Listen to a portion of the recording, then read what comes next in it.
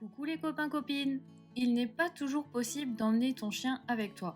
Les raisons sont multiples, le vol trop long, le trajet en voiture trop éprouvant, les conditions d'entrée des chiens sur le territoire trop strictes ou l'hôtel n'autorise pas les animaux.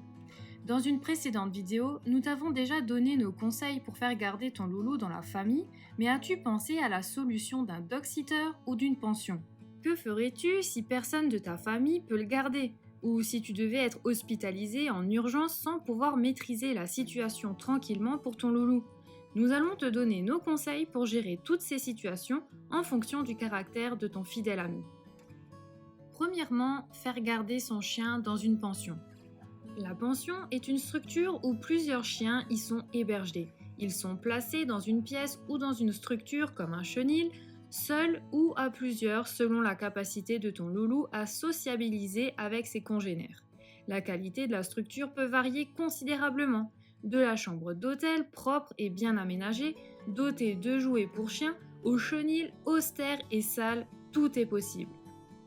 Il existe également des différences considérables en ce qui concerne le personnel d'encadrement. Alors que certains établissements sont gérés de manière très conviviale et tentent d'accorder le plus d'attention possible aux animaux, d'autres pensions n'ont souvent qu'une seule personne pour s'occuper de 6 chiens ou plus. Dans de telles conditions, il n'est certainement pas possible de s'occuper individuellement des chiens et donc de tenir compte de leurs besoins visant à se dépenser et à se divertir. Il existe également de grandes différences en ce qui concerne les tarifs, qui peuvent aller de 15 € à 50 € par jour, sachant que les tarifs élevés ne sont pas nécessairement les meilleurs. Pour être sûr et certain que ton chouchou sera bien traité, tu dois d'abord prendre le soin de visiter la pension. Les chambres sont-elles propres et exposées à la lumière? L'atmosphère est-elle détendue et agréable? Combien de personnes sont présentes sur place et quelles sont tes impressions sur elles? Comment se passent les interactions avec les chiens? Les animaux ont-ils suffisamment d'espace? Ont-ils droit à leur nourriture habituelle? Tu ne peux répondre à ces questions que lors d'une visite sur place et d'un entretien avec les gérants de la pension. Selon la distance qui te sépare de chez toi à la pension, il est parfois recommandé d'aller visiter la pension à l'improviste. Comme partout ailleurs, il existe malheureusement des gérants d'établissements pas très honnêtes qui promettent beaucoup mais n'agissent que peu. En plus d'une inspection des lieux concernant la propreté, les conditions de vie des animaux et leur alimentation, tu dois toujours te fier à ton instinct et celui de ton loulou lorsque tu visites une pension. Les chiens sentent généralement à qui ils peuvent faire confiance ou non. Observe donc très attentivement ton chien lors de la visite. Comment se comporte-t-il au sein de la pension? Se montre-t-il amical et curieux envers le personnel ou semble-t-il plutôt timide et nerveux?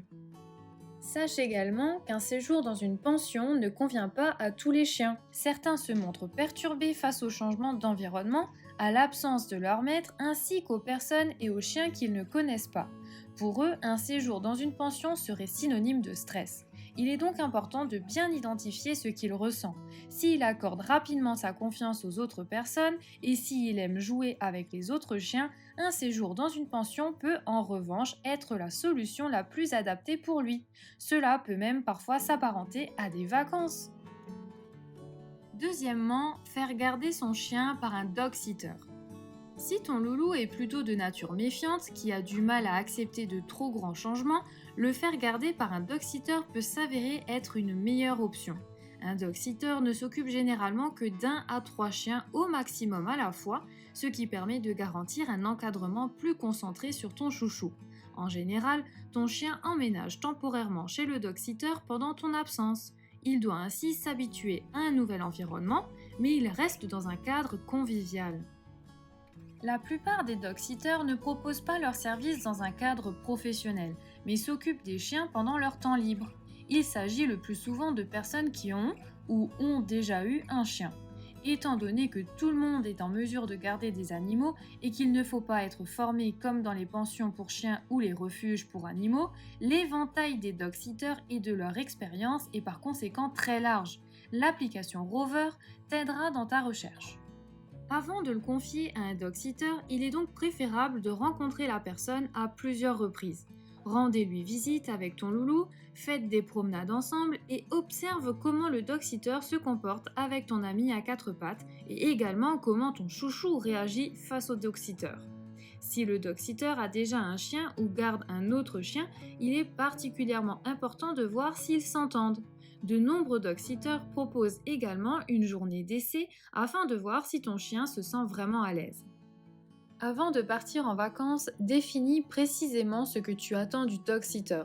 Plus tu seras précis sur tes attentes en matière d'alimentation, de divertissement, d'exercice, de lieu d'accueil, jardin clôturé par exemple, de toilettage et autres rituels, plus le dog-sitter sera en mesure d'y répondre. Même si tu risques peut-être d'être mal à l'aise face aux nombreuses sollicitations et questions adressées au dog-sitter, n'oublie jamais qu'il s'agit du bien-être de ton loulou. Après tout, tu ne peux profiter de tes vacances que si tu sais que ta moitié poilue est entre de bonnes mains. La plupart des dog-sitters proposent, en plus de garder ton chien pendant les vacances, de s'occuper de lui lorsque tu le souhaites, par exemple pour une soirée ou une promenade. Ils facturent dans ce cas environ 10 à 15 euros de l'heure en fonction de leur expérience et des tâches qui leur reviennent. Si ton chien emménage chez un dog-sitter pour plusieurs jours, ceci est facturé dans la plupart des cas à la journée. Le prix peut varier considérablement d'un dog-sitter à l'autre. Une fois que vous vous êtes mis d'accord sur le prix, tu dois également te renseigner sur la couverture d'assurance. Si le dog-sitter propose ses services de manière officielle et les fait payer, il doit aussi avoir une assurance responsabilité civile dans le cadre de son activité. Certaines assurances responsabilité civile privées prennent également en charge les dommages causés par les chiens. Il convient toutefois de lire attentivement la police d'assurance. Discute aussi des éventuelles situations d'urgence avec le dog-sitter. Que se passe-t-il si le dog-sitter tombe soudainement malade pendant ton absence et ne peut plus s'occuper de ton chien? Qui peut le remplacer dans ce cas?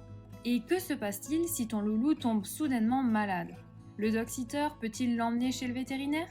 Peut-il lui donner des médicaments et quel pouvoir de décision lui octroies-tu? Plus tu anticiperas de choses, mieux tu seras paré à toute éventualité. Tu l'as compris, quand tu dois partir sans ton chien, cela demande une organisation. Il est donc essentiel de prévoir un maximum de choses et de conclure un accord précis avec la pension ou le dog-sitter pour que ton loulou y passe du bon temps. Plus tôt tu t'en occuperas, mieux ce sera car les petites pensions où ils ne peuvent accueillir que quelques chiens ou les bons dog-sitters sont rapidement complets en période de vacances. Si tu n'as pas la possibilité de t'y prendre à l'avance, prévois déjà la personne d'urgence à contacter pour qu'elle garde ton chien, que ce soit une personne de ta famille ou un dog-sitter que tu rencontreras en amont pour que ton loulou se sente en sécurité avec elle pendant ton absence. Allez, on te souhaite bonne chance dans tes recherches et bonnes vacances. Ciao ciao!